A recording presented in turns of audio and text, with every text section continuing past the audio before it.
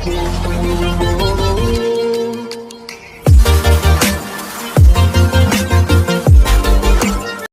Friends, welcome back to my YouTube channel.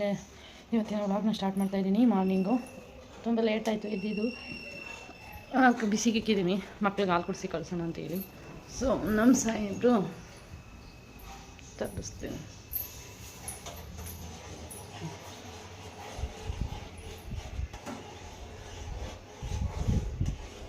ಏನು ಈ ಮಟ್ಟಕ್ಕೆ ಹಾಲು ತಿರುಗಿಸ್ತಾರೆ? ಸೊ ಕಿಚನಲ್ಲಿ ನೋಡಿ ಪಾತ್ರೆ ಎಷ್ಟೊಂದಿದೆ. ನೆನೆ ಹೇಳಿದ್ನಲ್ಲ, ನೆಂಟರು ಬಂದಿದ್ರು ಹೋದ್ರು ಅಂತ. ಸೊ ಪಾತ್ರೆ ಅಷ್ಟೊಂದಿದೆ, ವಾಶ್ ಮಾಡಬೇಕು, ಬ್ರೇಕ್ಫಾಸ್ಟ್ ಮಾಡಬೇಕು. ಇವತ್ತು ಮಕ್ಕಳಿಗೆ ಹಾಫ್ ಡೇ ಇದೆ. ಸೊ ಹಾಗಾಗಿ ಮಕ್ಕಳನ್ನ ಕಳಿಸ್ಬೇಕು, ಕಳಿಸಿ ಕೆಲಸ ಸ್ಟಾರ್ಟ್ ಮಾಡಬೇಕು. ನೋಡಿ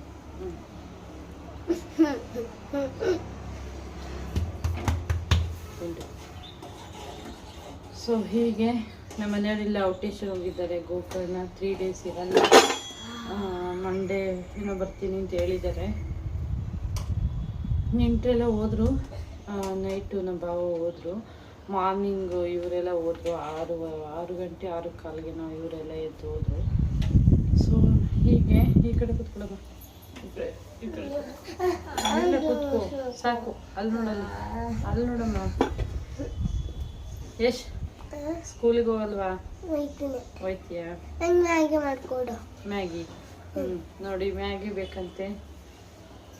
ಹಾಲು ಕುಡಿಸಿ ಏನಾದರೂ ಮಾಡಿ ತಿನ್ನಿಸಿ ಕಳಿಸ್ಬೇಕು ಇವಾಗ.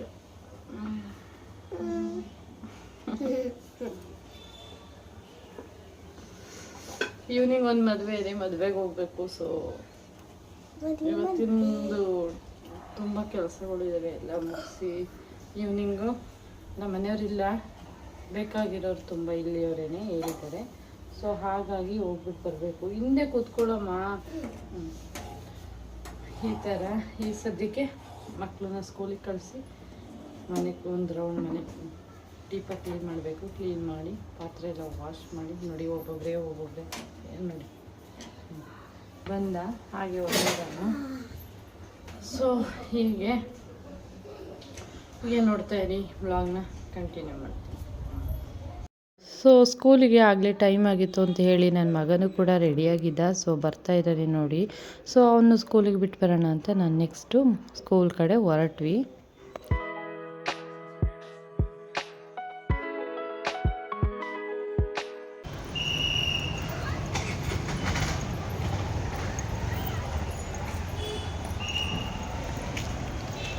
ಸ್ಕೂಲ್ಗೆ ಬಿಟ್ಟು ಹೋಗ್ತಾ ಇದ್ದೀನಿ. ಮನೆ ಹತ್ರ ಹಾಲು ತೊಗೊಂಡೋಗ್ಬೇಕು.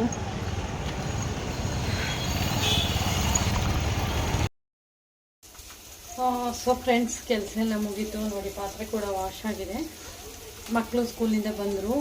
ಮಾರ್ನಿಂಗು ಬ್ರೇಕ್ಫಾಸ್ಟ್ ತಿನ್ನಲಿಲ್ಲ, ಬೇಡ ಅಂತೇಳಿ ಹಾಲು ಕುಡಿದ್ಬಿಟ್ಟು ಹೋಗಿದ್ರು. ಇವಾಗ ಬಂದು ಊಟ ಬೇಕು ಅಂದರು. ಸೊ ರೈಸ್ ಮಾಡಿದೆ.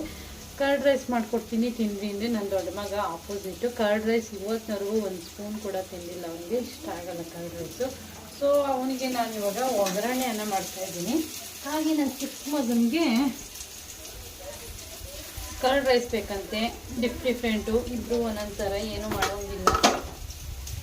ಸೊ ಇವಾಗ ಅವನಿಗೊಂಥರ ಇವನಿಗೊಂಥರ ಮಾಡ್ತಾಯಿದ್ದೀನಿ. ನಾನು ಸಿಂಪಲ್ಲಾಗಿ ಡಿಫ್ರೆಂಟಾಗಿ ಕರ್ಡ್ ರೈಸ್ನ ಯಾವ ಥರ ಮಾಡ್ತೀನಿ ಅನ್ನೋ ರೆಸಿಪಿನ ಶೇರ್ ಮಾಡ್ತೀನಿ. ನೀವು ಕೂಡ ಒನ್ ಟೈಮ್ ಮಾಡಿ ಟೇಸ್ಟ್ ಯಾವ ಥರ ಇದೆ ಅಂತ ನನಗೆ ಹೇಳಿ. ಸೊ ಅದಕ್ಕೆ ತೋರಿಸೋಣ ಅಂತೇಳಿ ವ್ಲಾಗ್ನ ಕಂಟಿನ್ಯೂ ಮಾಡಿಕೊಂಡೆ. ಏನು ಮಾಡೋಂಗಿಲ್ಲ, ಮಕ್ಕಳು ಡಿಫ್ರೆಂಟಾಗಿ ಕೇಳ್ತಿರ್ತಾರೆ, ಮಾಡಿಕೊಡ್ಲೇಬೇಕು. ಇದು ಇಲ್ಲ ಅಂದರೆ ತಿನ್ನಲ್ಲ. ಊಟನೇ ಬೇಡ ಅಂತ ಹೇಳ್ಬಿಟ್ಟ. ಸರಿ ಏನು ಮಾಡೋದು, ಮಾಡೋಣ ಅಂತೇಳಿ ಅವನಿಗೆ ಫಸ್ಟು ಒಗ್ಗರಣೆ ಮಾಡಿಕೊಟ್ಬಿಟ್ಟು ಆಮೇಲೆ ಕರ್ಡ್ ರೈಸ್ ಚಿಕ್ಕವನಿಗೆ ಮಾಡ್ಕೊಡೋಣ ಅಂತೇಳಿ ಮಾಡ್ತಾಯಿದ್ದೀನಿ. ಈ ಥರ ನಿಮ್ಮ ಮನೇಲೂ ಇದೇ ಥರನ ವಿಚಿತ್ರವಾಗಿ ಅವನೊಂಥರ ಇವನೊಂಥರ ಕೇಳ್ತಾರೆ, ಏನೂ ಮಾಡೋಂಗಿಲ್ಲ. ಫಸ್ಟ್ ಅವನಿಗೆ ಒಗ್ಗರಣೆ ಮಾಡಿಕೊಟ್ಬಿಟ್ಟು ಚಿಕ್ಕವನಿಗೆ ಮೊಸರನ್ನ ಮಾಡೋಣ ಅಂತೇಳಿ ಮಾಡ್ತಾಯಿದ್ದೀನಿ. ಸಿಂಪಲ್ಲಾಗಿ ನಾನು ಕ್ವಿಕ್ಕಾಗಿ ಯಾವ ಥರ ಮಾಡ್ತೀನಿ. ಸಿಂಪಲ್ ಅಂದರೆ ಈರುಳ್ಳಿ, ಬೆಳ್ಳುಳ್ಳಿ, ಕೊತ್ತಂಬರಿ ಸೊಪ್ಪು ಏನೂ ಹಾಕ್ತಿದ್ದೀನಿ. ಸಿಂಪಲ್ಲಾಗಿ ಮಾಡ್ತಾಯಿದ್ದೀನಿ. ತೋರಿಸ್ತೀನಿ ಯಾವ ಥರ ಮಾಡೋದು ಅಂತ.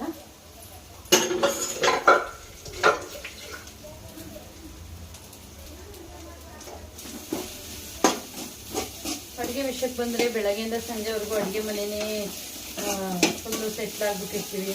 ಬೆಳಗ್ಗೆ ಬ್ರೇಕ್ಫಾಸ್ಟು ಮತ್ತು ಮಧ್ಯಾಹ್ನ ಅಡುಗೆ, ಊಟ, ತಿಂಡಿ ಇದೇ ಕೆಲಸ. ಇವಾಗ ಹೆಣ್ಮಕ್ಳಿಗೆ ಆಚೆಯಿಂದ ಗಂಡಸರು ಬಂದು ಕೇಳ್ತಾರೆ, ಓ ನಿಮ್ಗೇನು ಕೆಲಸ, ಬೆಳಗ್ಗೆಯಿಂದ ಸಂಜೆವರೆಗೂ ಮನೇಲೇ ಇರ್ತೀರಾ, ಏನು ಮಾಡ್ತಿರ್ತೀರಾ ಅಂತ ಕೇಳ್ತಾರೆ. ಏನು ಮಾಡೋಂಗಿಲ್ಲ. ನಂದು ತಗೊಂಬ, ಕೈ ತೊಳ್ಕೊಂಬ. ಒಗ್ಗರಣೆಯನ್ನ ಮಾಡಿದ್ದೀನಿ ಬಾರೋ, ನೋಡಿ ತಿನ್ನಲ್ವಂತೆ, ಮೊಸರನ್ನ ಕೊಡ್ತಾರೆ ಅಂತ. ನಾನು ಚಿಕ್ಕ ಮಗುಗೆ 3 ಟೈಮ್ ಮೊಸರನ್ನ ಕೊಟ್ಟರು ಬೇಡ ಅನ್ನಲ್ಲ. ನಾನು ದೊಡ್ಡ ಮಗುಗೆ ಒಂದೇ ಒಂದು ಸ್ಪೂನ್ ತಿನ್ಸೋಕ್ಕಾಗಲ್ಲ. ಎಷ್ಟೋ ಒಡೆದ್ಬಿಟ್ಟಿದ್ದೀನಿ ನಾನು, ಎಷ್ಟೋ ಸತಿ ಬೇಜಾರಾದಾಗ ತಿನ್ನಲ್ಲ. ಮಜ್ಜಿಗೆ ಕೊಡಲಿಲ್ಲ, ಒಂದು ಮೊಸರು ತಿನ್ನಲ್ಲ. ಇವತ್ತಿನವರೆಗೂ ಅಷ್ಟೇನೆ. ಕಡೆಯಾದರೂ ಸರಿ, ಮಜ್ಜಿಗೆ ಸಾರು ತಿಂತಾನೆ, ಬಟ್ ಮಜ್ಜಿಗೆ ಸಾರು ತಿಂತಾನೆ. ಈ ಥರ ಏನೂ ಮಾಡೋಂಗಿಲ್ಲ. ವಿಚಿತ್ರ ಮಕ್ಕಳು, ಈಗಿನ ಮಕ್ಕಳುಗಳು. ಮೊಸರನ್ನ ಮಾಡಬೇಕಾದ್ರೆ ನಾನು ಯಾವ ರೀತಿ ಸಿಂಪಲಾಗಿ ಕ್ವಿಕ್ಕಾಗಿ ಮಾಡ್ತೀನಿ, ಯಾವ ಥರ ಮಾಡ್ತೀನಿ ಅಂತ ತೋರಿಸ್ತೀನಿ. ಸಿಂಪಲಾಗಿ ಒಗ್ಗರಣೆಯನ್ನು ಮಾಡಿಕೊಟ್ಟಿದ್ದೀನಿ. ಇವಾಗ ನೆಕ್ಸ್ಟು ಚಿಕ್ಕವನಿಗೆ ಮೊಸರನ್ನ. ಬಾರೋ ತಗೊಳ್ಳೋ.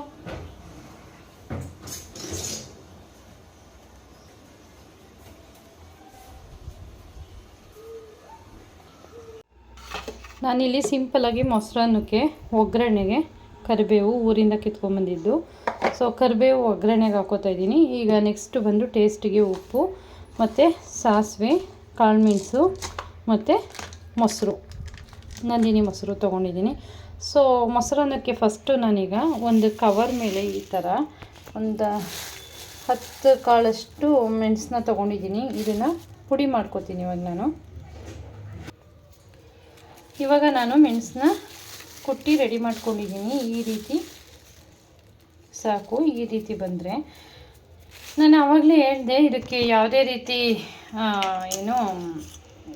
ಈರುಳ್ಳಿ, ಬೆಳ್ಳುಳ್ಳಿ, ಒಣಮೆಣ್ಸಿನ್ಕಾಯಿ, ಮೆಣಸಿನ್ಕಾಯಿ ಈ ಥರದ್ದು ಯಾವುದೂ ಯೂಸ್ ಮಾಡ್ತಾಯಿಲ್ಲ. ಸೊ ಸಿಂಪಲಾಗಿ ಮಾಡ್ತಾಯಿದ್ದೀನಿ ಅಂತ ನೋಡಿ. ಇವಾಗ ನಾನು ಅದೇ ಬಾಣಲಿನ ಇಟ್ಕೊಂಡಿದ್ದೀನಿ. ಸ್ವಲ್ಪ ಆಯಿಲ್ನ ಹಾಕೋತೀನಿ. ಇದು ಬಂದು ಮಕ್ಕಳಿಗೆ ಶೀತ ಹೊಡೆಯುತ್ತೆ ಅಂತ ಮೆಣಸನ್ನ ಹಾಕೋತಾ ಇರೋದು. ಜಸ್ಟ್ ಇಷ್ಟೇ ಸಾಕು. ನಾನು ಸ್ವಲ್ಪನೇ ಮಾಡ್ತಾ ಇರೋದು, ಹಾಗಾಗಿ.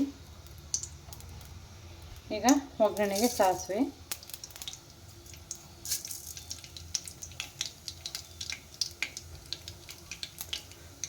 ಸಿಡಿದ ನಂತರ ಕರಿಬೇವನ್ನ ಆ್ಯಡ್ ಮಾಡ್ಕೊತೀನಿ ನಾನಿಲ್ಲಿ.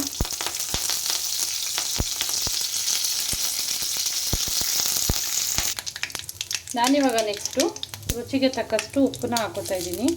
ನೋಡ್ಕೊಂಡು ಹಾಕ್ಕೊಳ್ಳಿ. ಸೊ ಇವಾಗ ನಾನಿದು ಒಂದು ಸ್ವಲ್ಪ ಫ್ರೈ ಆಗಿದೆ. ನೆಕ್ಸ್ಟು ನಾನಿವಾಗ ಕಾಳುಮೆಣಸು ಸೇಮ್ ಪೌಡ್ರ್ ಮಾಡ್ಕೊಂಡಿದ್ದೆ, ಅದನ್ನು ಕೂಡ ಆ್ಯಡ್ ಮಾಡ್ಕೊತೀನಿ.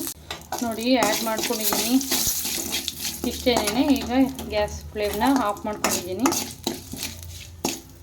ಸೊ ಇದು ಸ್ವಲ್ಪ ತಣ್ಣಗಾದ್ಮೇಲೆ ನಾನು ತೋರಿಸ್ತೀನಿ ಯಾವ ಥರ ಮಿಕ್ಸ್ ಮಾಡ್ತೀನಿ ಅಂತ.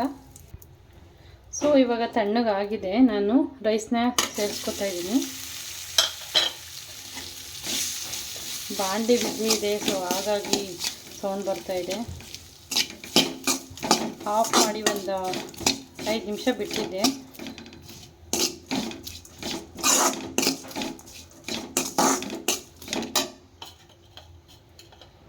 ಈಗ ಮಿಕ್ಸ್ ಮಾಡ್ಕೊಂಡಿದ್ದೀನಿ. ನಾನು ಆವಾಗಲೇ ಹೇಳಿದೆ, ನಾನು ಒಂದೇ ಒಂದು ಸ್ವಲ್ಪ ಮಾಡ್ತಾಯಿದ್ದೀನಿ, ನಾನು ಚಿಕ್ಕ ಮಗುಂಗೆ ಆಗುವಷ್ಟು. ಇವಾಗ ನಾನು ಮೊಸರನ್ನ ಆ್ಯಡ್ ಮಾಡ್ಕೊತಾ ಇದ್ದೀನಿ.